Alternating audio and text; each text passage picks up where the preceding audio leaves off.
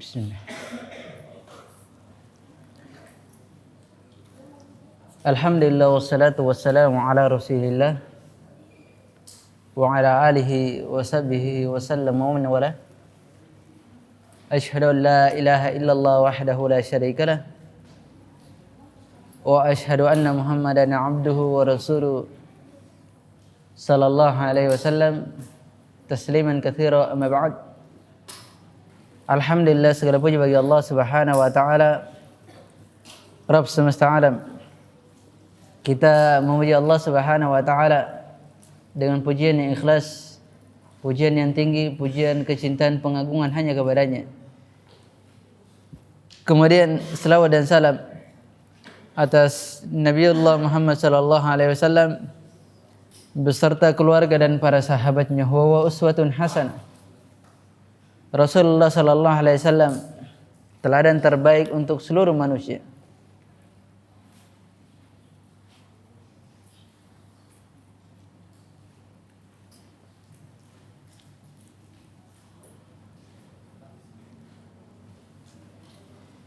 Qala al-musannif rahimahullah ta'ala, berkata musannif rahimahullah ta'ala, kata beliau dari bab berikutnya dari pertemanan, persahabatan, pergaulan, hintul wa'd, menunaikan janji.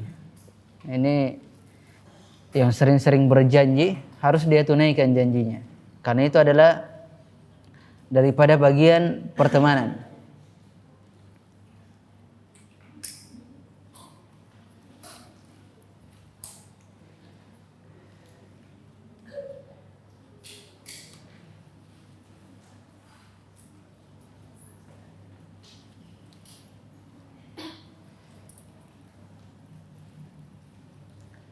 Dia harus menunaikan janji tersebut.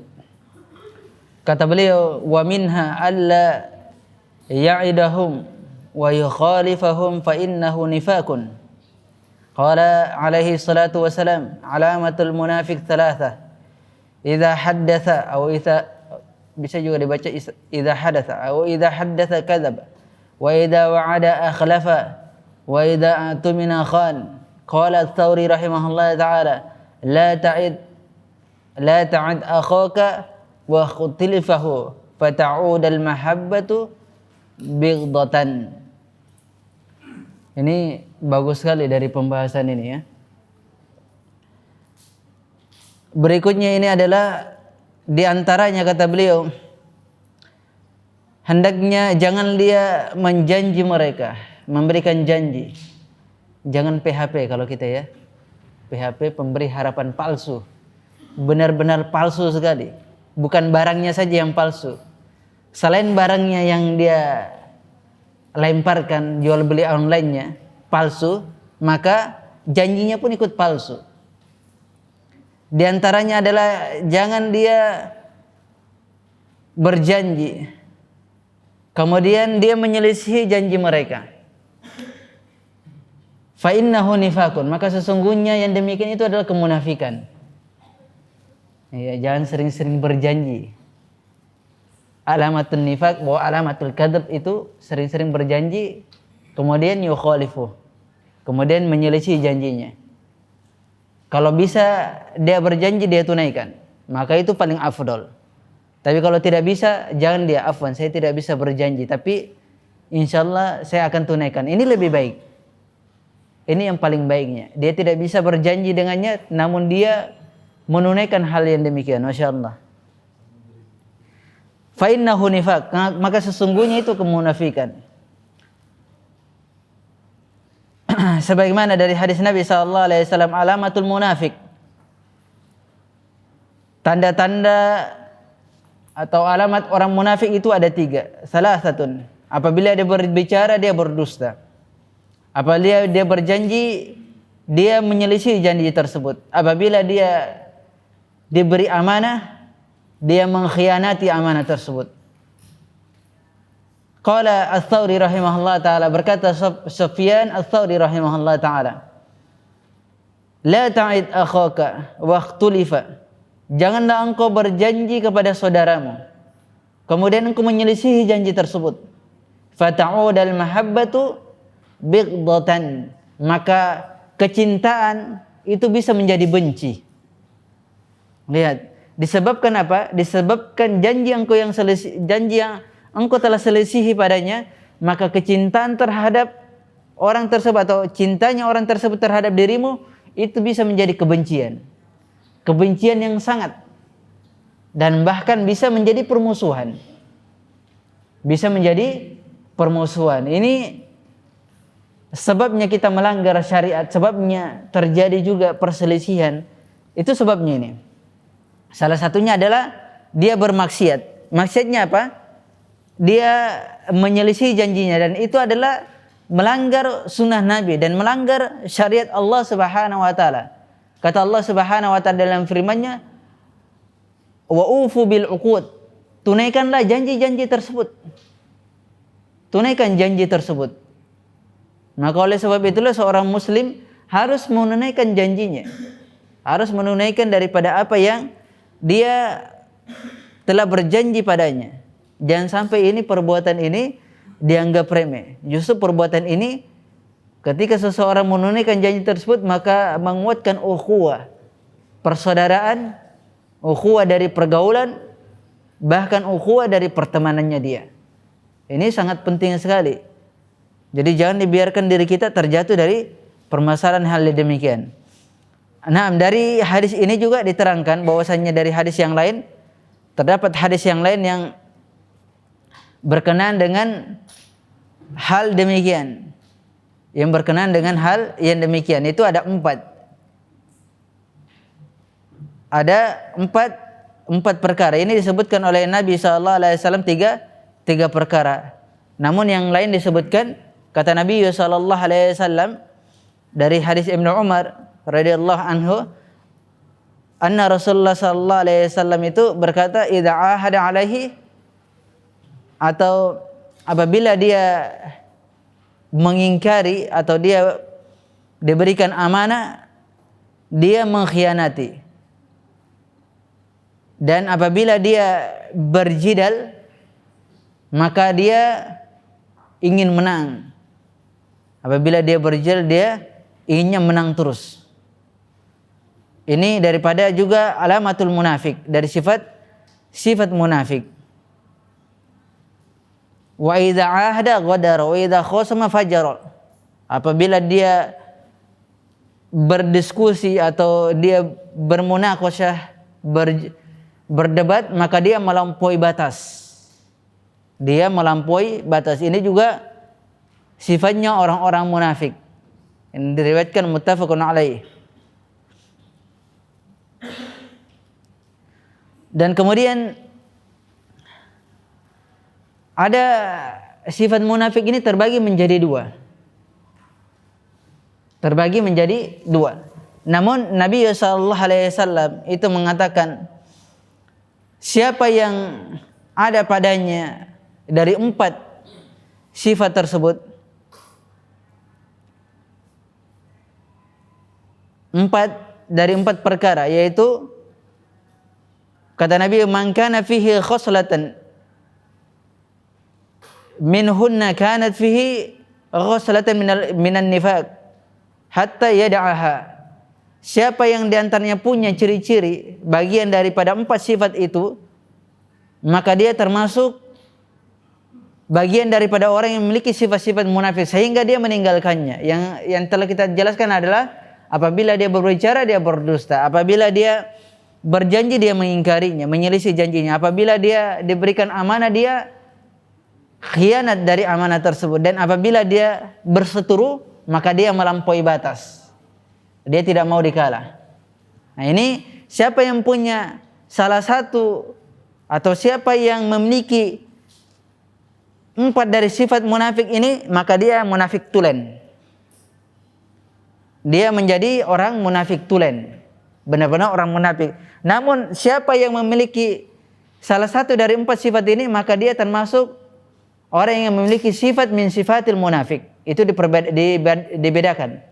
Dia memiliki sifat min sifati al munafik. Namun hadis ini yang diterangkan oleh para ulama, wahada nifak. Nifak ini la yakhruju sahibu minal Islam, tidak mengeluarkan dirinya keluar dari Islam. Ini dikatakan nifakul amali.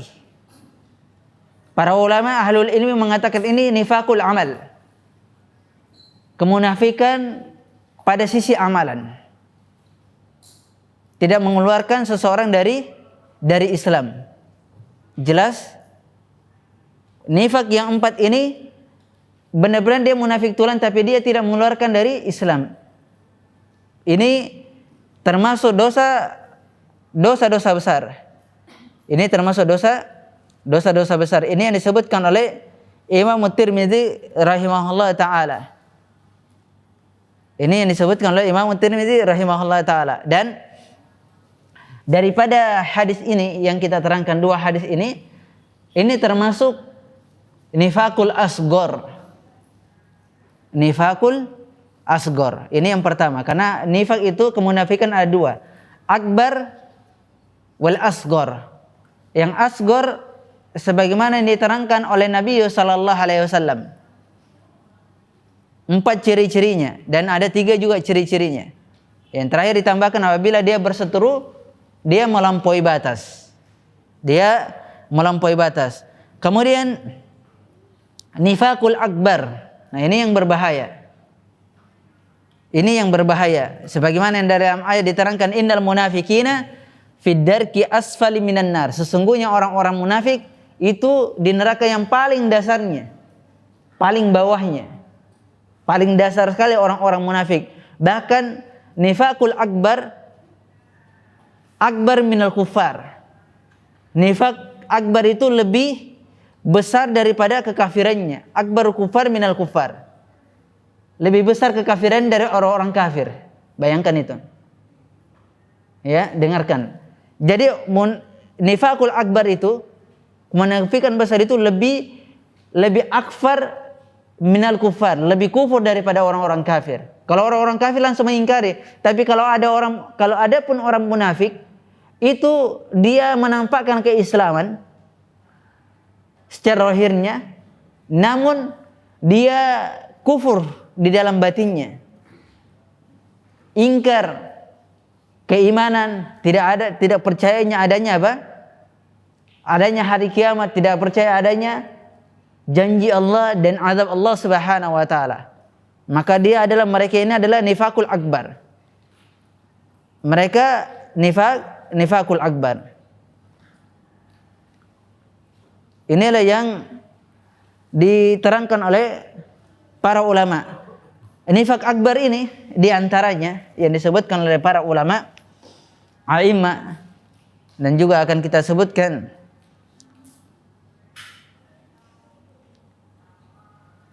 yang diterangkan oleh Syekh bin Baz rahimahullah taala.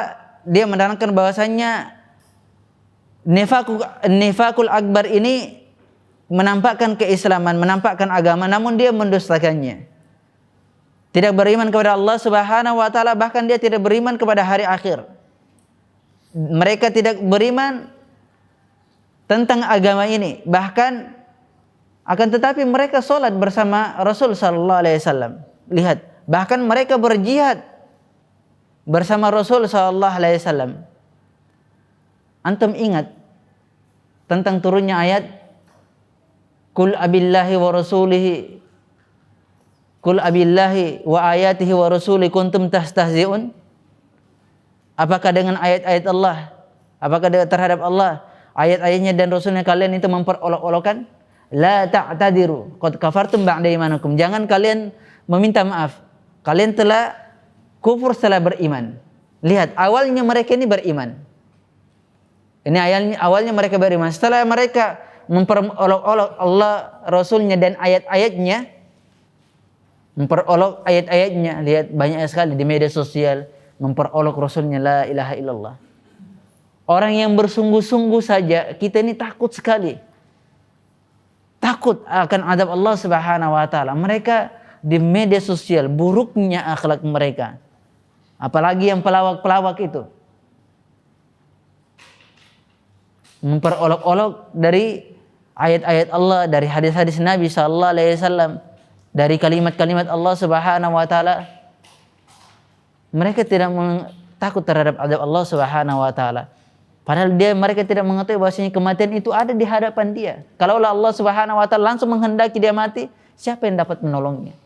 Tidak ada yang dapat memberikan pertolongan kecuali Allah Subhanahu wa taala.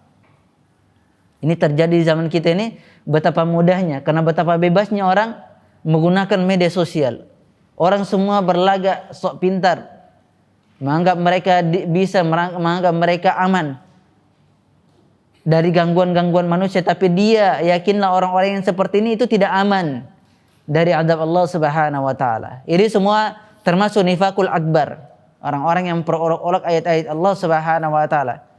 Hadis-hadis Nabi sallallahu alaihi wasallam merendahkan derajat nabinya Muhammad sallallahu alaihi wasallam.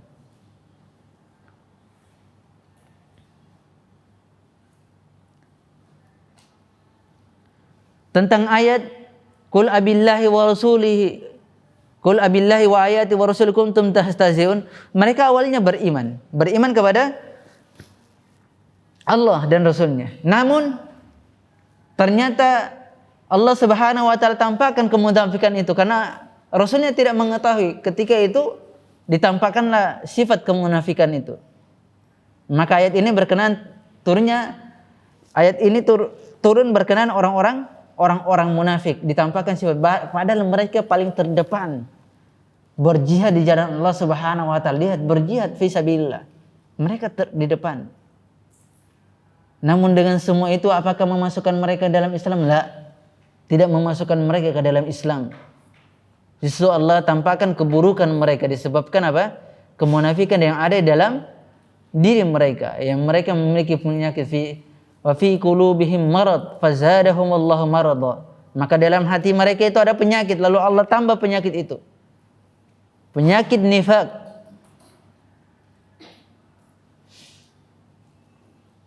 Ini nifakul akbar. Padahal mereka itu menampakkan keislaman loh. Kita belum berjihad, mereka sudah berjihad. Namun yang demikian itu tidak memasukkan mereka ke dalam Islam. Bahkan Allah ancam, innal munafiqina fid darki asfali minan nar. Sesungguhnya munafik itu di neraka yang paling dasarnya. Dan ciri-ciri mereka, yadkurunallaha ma'an nasi riya'an. Mereka itu berzikir kepada Allah Subhanahu wa taala dan berzikir kepada Allah Subhanahu bersama manusia dalam keadaan riya. Itu sifatnya orang-orang munafik. Saya khawatir ini ikhwah. Benar, saya tidak tahu. Dari dulu itu punya apa sangkaan saja. Kita ini khawatir berlomba-lomba. Berlomba-lomba itu menampakkan kebaikan-kebaikan kita melalui media. Itu saya khawatir kita masuk dalam nifak. Karena dari antara sifat-sifat orang-orang munafik itu, mereka riya, menampakkan amalan-amalannya kepada orang lain. Adapun ulama-ulama terdahulu kita, itu bahkan mereka sembunyi. Kalau bisa tidak ada yang mengetahui amalan mereka kecuali Allah Subhanahu wa taala semata saja. Bahkan mereka menyembunyikan. Bahkan kalau ketika ada yang melihat dari amalan mereka, mereka menangis. Menangis mereka. Telah diketahui amalan mereka, subhanallah. Kita ni khawatir di akhir zaman sekarang ini justru berlomba-lomba menampakkan. Ya, saya mudah-mudahan ini menjadi kebaikan kita semua. Semoga bukan bagian daripada riya, namun kita menginginkan kebaikan. Berlomba-lomba dari kebaikan. At-ta'awun 'alal birri wat taqwa, saling menolong di atas kebaikan dan ketakwaan. Mudah-mudahan kita masuk dalam ayat tersebut. Tapi yang kita khawatirkan, kita berlomba-lomba dari media sosial. Justru kita riya, ingin dibilang orang yang menyebarkan dakwah ini, dikatakan orang yang bisa, orang yang hebat, orang yang pintar menyampaikan. Namun ternyata kita tidak mengetahui bahwasanya diri kita terjatuh dalam riya. Nah, itu yang kita harus khawatir. Sama-sama kita khawatir. Jangan merasa aman dari siksaan Allah Subhanahu wa taala dan jangan merasa aman dari apa? Kekhawatiran hal yang demikian. Harus punya kekhawatiran yang lebih. Karena ulama itu mengatakan kalaulah sekiranya aku mengetahui ada satu saja amalanku yang diterima oleh Allah Subhanahu wa taala, itu lebih baik daripada dunia dan seisinya. Itu lebih baik daripada dunia dan seisinya. Satu amalan mereka ya. Itu ulama kita terdahulu. Subhanallah. Tapi semoga saja itu bukan bagian darinya. Cuma harus kita berhati-hati ya ikhwah. Benar-benar kita berhati-hati. Jangan sampai amalan kebaikan ini kita sia-siakan. Timbul riya dan ternyata itu menghapuskan dari amalan kita. Sayang sekali. Kita beramal namun hanya menampakkan kepada orang lain. Bukan untuk Allah Subhanahu wa taala. Oleh sebab itulah keikhlasan itu sangatlah berat. Keikhlasan itu sangat berat. Bahkan para ulama itu berpuluh-puluh tahun mempelajari namanya ikhlas. Bukan 1-2 hari, 3 hari, 1 tahun, 2 tahun, sampai 5 tahun. Tidak. Sampai puluhan tahun mereka mempelajari ikhlas. Bagaimana ikhlas tersebut?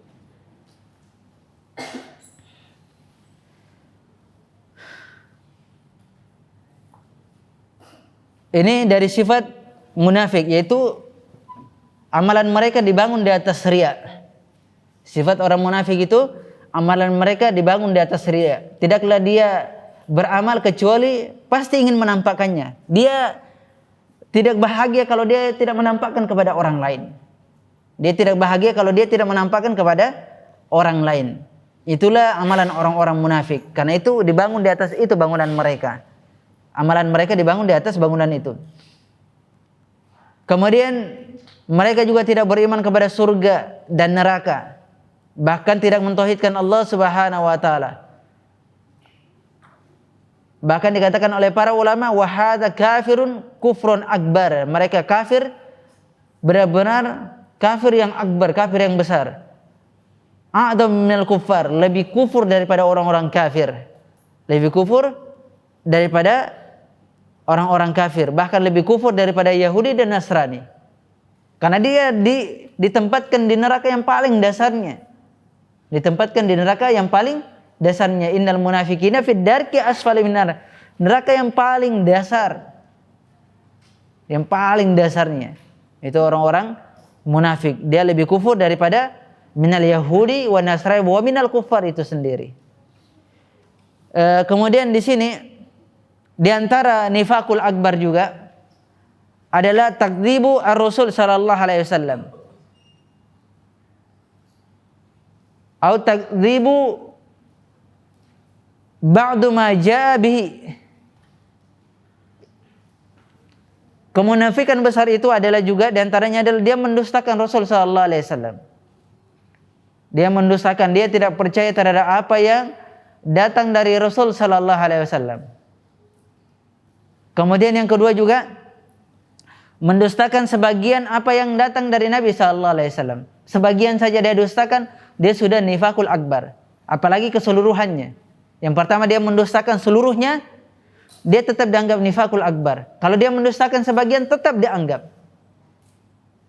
Harus udhulu fi silmi kafah, harus kafah. Masuk ke dalam Islam itu keseluruhan. Tidak setengah-setengah. Harus menerima konsekuensinya. Islam itu menerima konsekuensinya. Apa? Taat kepada Allah dan Rasulnya. Itu konsekuensinya. Apa yang Allah perintahkan harus dia taati. Apa yang Allah larang harus dia meninggalkan larangan Allah. Begitu juga perintah Nabi-Nya Muhammad sallallahu alaihi wasallam, harus tunduk dan taat kepadanya. Harus taat kepada Rasulnya sallallahu alaihi wasallam.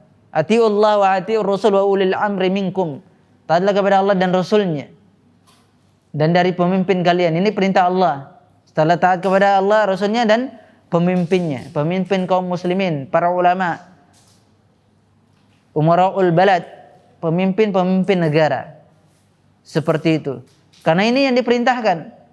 Rasulullah memerintahkan untuk mentaati mereka. Maka tidak boleh benci terhadap apa yang datang pada Nabi sallallahu alaihi wasallam. Sebagian saja dia benci, maka dia termasuk nifakul akbar. Kemudian bugdu Rasul sallallahu alaihi wasallam wa bugdu ba'di ma jaa bihi. Tadi mendustakan ya, afwan, tadi mendustakan.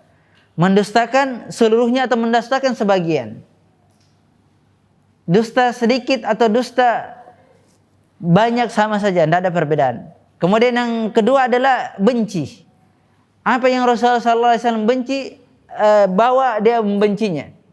Baik dia membenci keseluruhan maupun dia membenci sebagian daripada syariat. Contohnya dia membenci poligami. Tidak boleh. Karena poligami itu syariat Allah Subhanahu wa taala. Ini satu contoh, saya berikan contoh.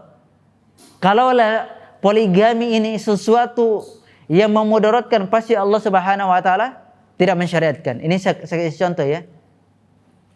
Kalaulah poligami itu secara fitrah seorang wanita dia tidak menyukai, bukan membenci. Tidak menyukai iya secara fitrah. Tapi kalau benci jangan, tidak boleh membenci syariat Allah Subhanahu wa taala. Dan itu adalah sunnah Nabi sallallahu alaihi wasallam. Kalaulah poligami ini bukan sesuatu yang membahagiakan, tentu Allah tidak mensyariatkan. Ini kaidah. Kaidahnya, kalaulah Allah Subhanahu wa taala, kalaulah sesuatu itu tidak membahagiakan seseorang, pasti Allah Subhanahu wa taala tidak mensyariatkan. Namun karena dia membahagiakan, maka pasti Allah Subhanahu wa taala mensyariatkan hal yang demikian. Kaidahnya, annad-dina ja'a li sa'adatil basar. Sesungguhnya agama ini datang membahagiakan manusia. Ini sudah kaidah syariah. Annad-dina ja'a li sa'adatil bashar. Agama ini datang membahagiakan manusia, bukan menyengsarakan. Maka sesuatu yang menyengsarakan manusia pasti Allah larang. Tidak mungkin tidak. Namun sesuatu yang membuat bahagia kepada manusia, pasti Allah Subhanahu wa taala syaratkan. Sesuatu yang membahagiakan. Contoh, minuman keras. Merusak, membahagiakan dan menyengsarakan. Menyengsarakan minuman keras. Pasti Allah larang karena dia menyengsarakan. Mencuri, membahagiakan atau menyengsarakan? Menyengsarakan. Kalaulah semua itu diperbolehkan mencuri, mungkin kita ini saling mencuri satu dengan lain, maka saling berbunuhan. Saling berbunuh, membunuh, menyengsarakan atau membahagiakan? Menyengsarakan. Berdusta, menyengsarakan dan membahagiakan? Menyengsarakan. Maka semua yang Allah Subhanahu wa taala larang itu menyengsarakan. Tidak ada yang membahagiakan. Tidak ada yang membahagiakan. Maka semua yang Allah Subhanahu wa taala syaratkan pasti membahagiakan.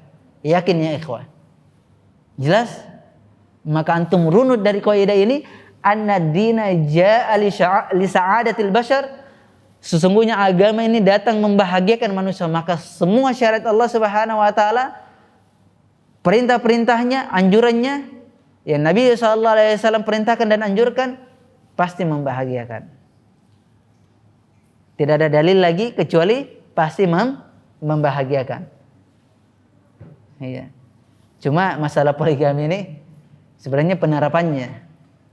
Tapi kalau dikasih merah dan biru itu diam dia. Itu aja intinya kan, itu pokoknya itu di situ. Kalau antum tidak punya merah dan biru, tidak akan bisa, tidak akan mulus itu hal yang demikian. Karena itulah wanita itu saudara kembar dengan merah dan biru. Berbeda dengan laki-laki. Laki-laki kalau satu mau lagi dia terus menerus. Kalau bisa sedunia ini dia miliki, dia mau memiliki semua wanita sedunia ini. Itulah laki-laki. Beda dengan perempuan. Perempuan itu, maka wanita itu ketika di surga mereka disiapkan apa? Perhiasan. Kalau laki-laki di surga itu dipersiapkan apa? Wanita. Iya, benar. Di surga itu wanita dipersiapkan perhiasan. Kalau di laki-laki di surga itu dipersiapkan wanita. Walikulli rajul zaujatan min hurin 'ain. Bagi setiap laki itu diberikan 2 istri dari bidadari. Bahkan sebuah riwayat itu satu orang 70.000. Apa enggak kenyang antum? Ini tapi riwayatnya sebagian memperselisihkan. Ibnu Hajar rahimahullah taala mengatakan dia menghasankan tentang riwayat ini. Wallahu taala alam. Antum kalau yang begini hidup ya. Tadi ngantuk-ngantuk tadi saya lihat. Kenapa yang pembahasan seperti ini kok jadi hidup antum? Subhanallah, la ilaha illallah. Kemudian berikutnya Nah, itulah hasil daripada syariat Allah Subhanahu wa taala. Pasti membahagiakan ikhwan. Semua itu membahagiakan syariat, tidak ada yang menyengsarakan. Kalau dia sengsara, berarti dia punya banyak dosa. Atau kalau dia sengsara, Allah Subhanahu wa taala telah mentakdirkan dia sengsara. Dan itu kebaikan untuk dia. Kesengsaraan itu kebaikan untuk dia. Kenapa? Karena itu adalah ladang pahala. Lahan pahala bagi dia. Dia bersabar dari kesengsaraan tersebut. Maka dia akan mendapatkan apa? Mendapatkan surga Allah Subhanahu wa taala. As-sabir. Innallaha ma'as sabirin. Sesungguhnya Allah bersama orang-orang yang sabar. Kalau dia sudah bersama Allah Subhanahu wa taala, maka Allah Subhanahu wa taala pasti memasukkan ia ke dalam surganya, kan begitu. Kemudian berikutnya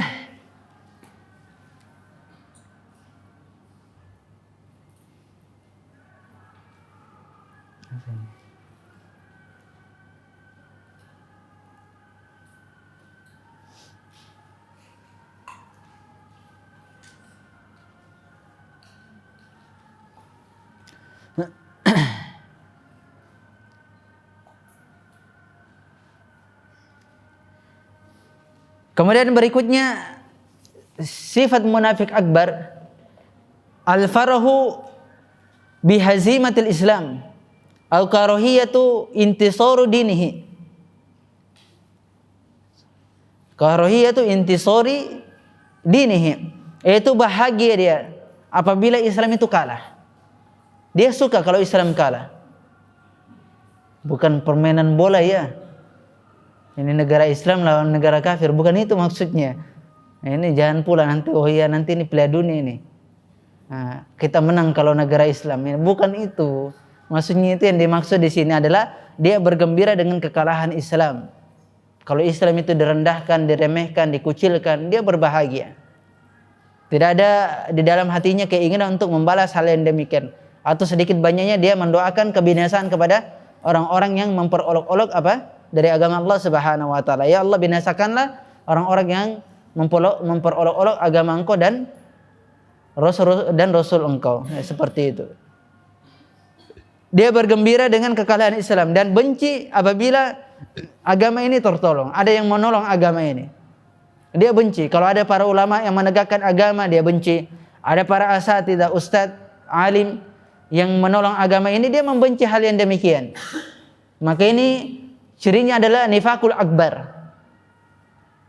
Munafik besar. Kalau ada yang menolong agama ini, menegakkan agama ini dengan baik, maka dia apa?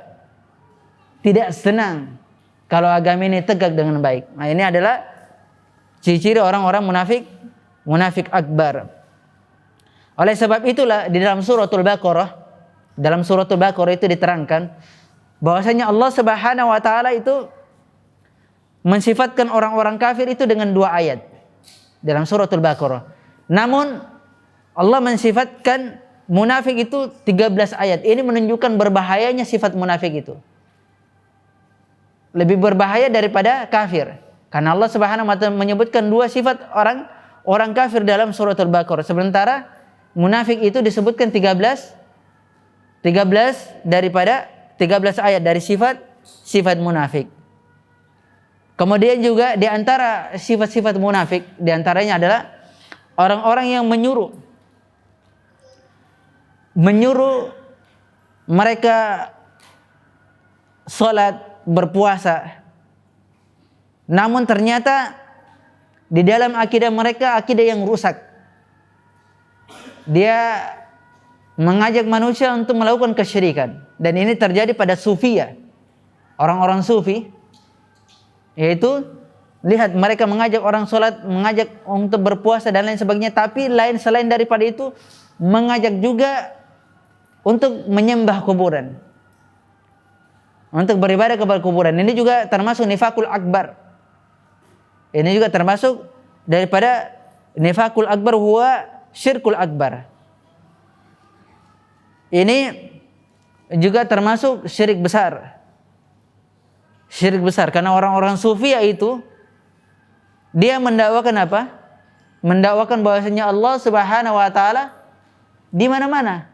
Sementara Allah Subhanahu wa taala sendiri menyebutkan dirinya di atas.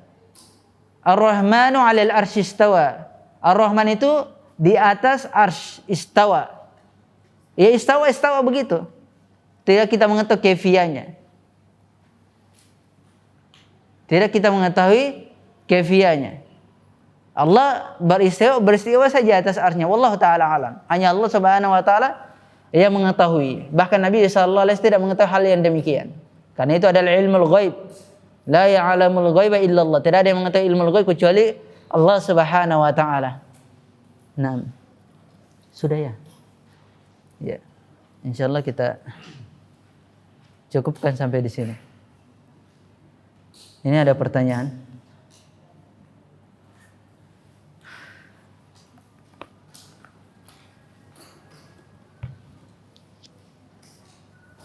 Apa sifat orang munafik?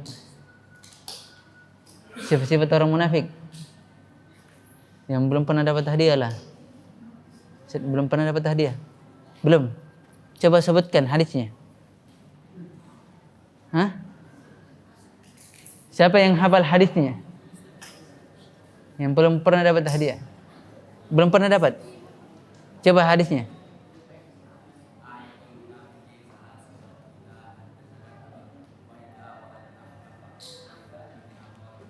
Nah, yang satunya lagi? Wa idza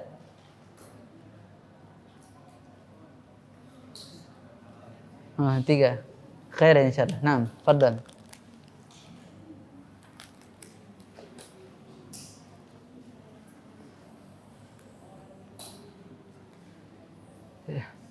Sebutkan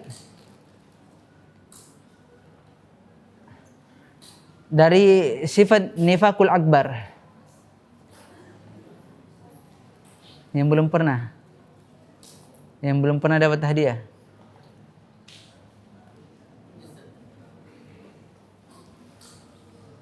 Belum pernah dapat hadiah. Sudah pernah itu. Dulu pernah.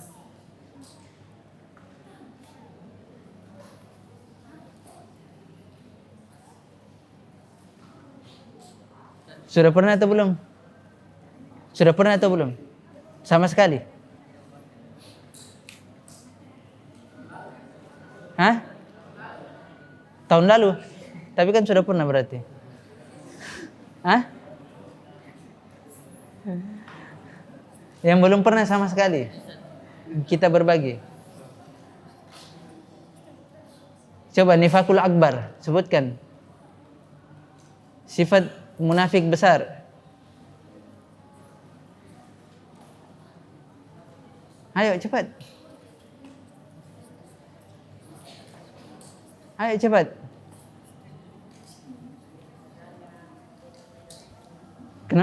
Nggak kedengaran. Maju sini.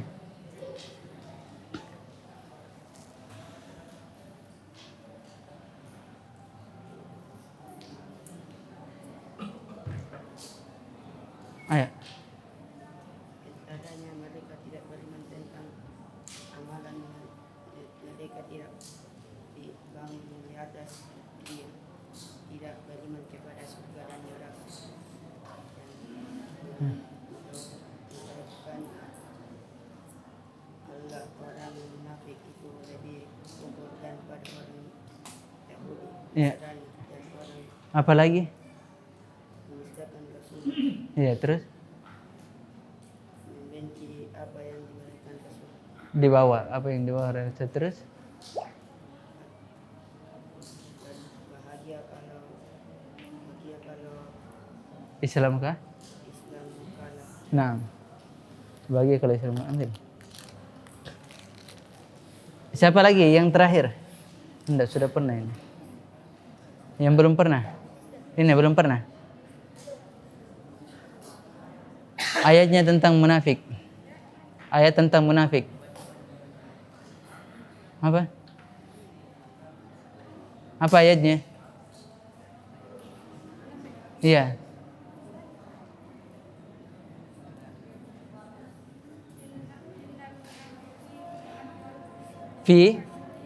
Innal munafiqina fi darki asfali Nah, innal munafiqina fi darki asfali minar. Apa artinya?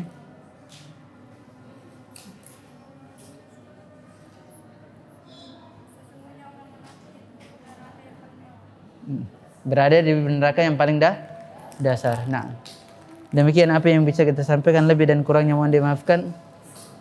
Apabila ada kekeliruan dan kesalahan yang kita sampaikan, semoga Allah Subhanahu wa taala mengampuni kita dan mengampuni orang-orang yang mendengarkan kekeliruan dan kesalahan tersebut. Wa akhiru da'wana subhanakallah wa bihamdik asyhadu la ilaha illa anta astaghfiruka wa atubu ilaik. Sallallahu alaihi Muhammadin wa ala alihi wasallam. Walhamdulillahirabbil alamin. Wallahu taala alam bisawab.